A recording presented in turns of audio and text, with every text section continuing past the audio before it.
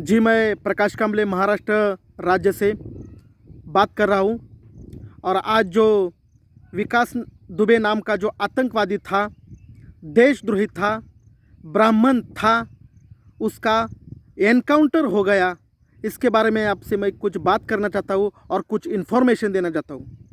8 दिन पहले विकास दुबे के घर को तहस-नहस कर दिया, सारे सबूत मिटा दिए, क्योंकि उस घर के अंदर laptop, computer, SIM card, mobile, ये सारे चीज़ें तहस-नहस कर दिए और बाद में विकास दुबे को मिटा दिया ताकि लोग चर्चा ना कर सके। ये कैसे हो गया?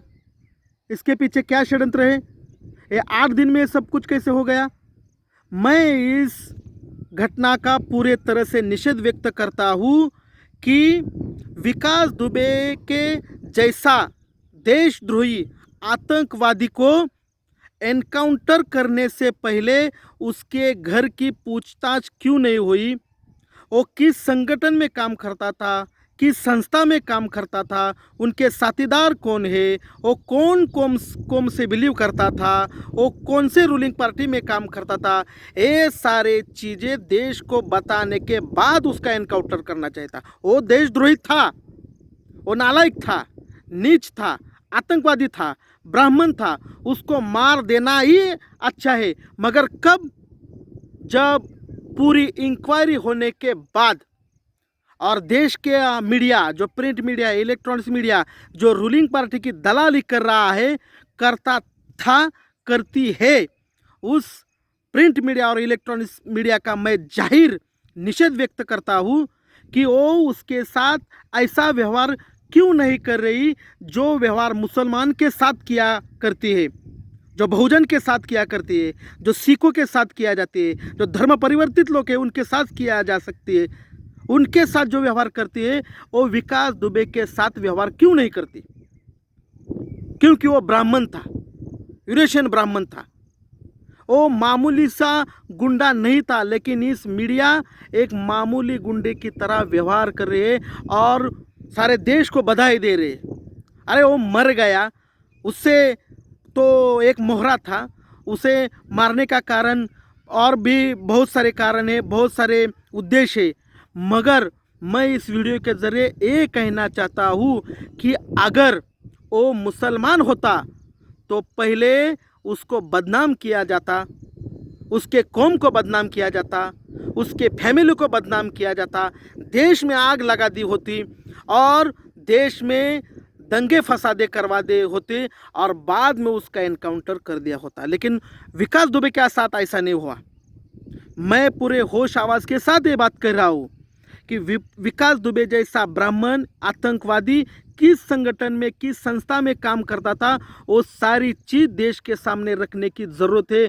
मैं पूरे रूलिंग पार्टी, यूपी के रूलिंग पार्टी, केंद्र के रूलिंग पार्टी, केंद्र के सारे मंत्री, केंद्रीय गृह मंत्री को ये बात कहना चाहता हूँ कि ये सारी चीज़ें आप देश को जल्द से जल्द बता दो और जाहिर कर दो कि विकास दुबे आखिर कौन था। वो तो एक मोहरा था, लेकिन उसको बनाया किसने, उसने बढ़ाया किसने, उसका हौसला किसने बढ़ाया, ये सारे बातें बताने की ज़रूरत है।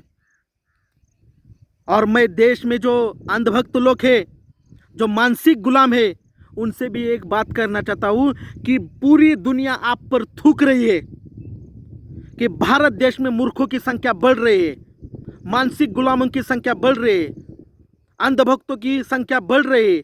इसके जिम्मेदार तुम हो। तुम कोई चिंतन नहीं करते, तुम कोई मंथन नहीं करते, कोई ऑब्जर्वेशन नहीं करते, तुम तो खाली देखते हो और पढ़ते हो। उसके पीछे क्या राज है, उसके पीछे क्या षड्यंत्र है, ये आपको पता नहीं चलता। और हम जैसे आप लोगों को पता करने के लिए, बता देने की बात करते हैं तो आप जानबूझकर हमें ही बदनाम करते हो।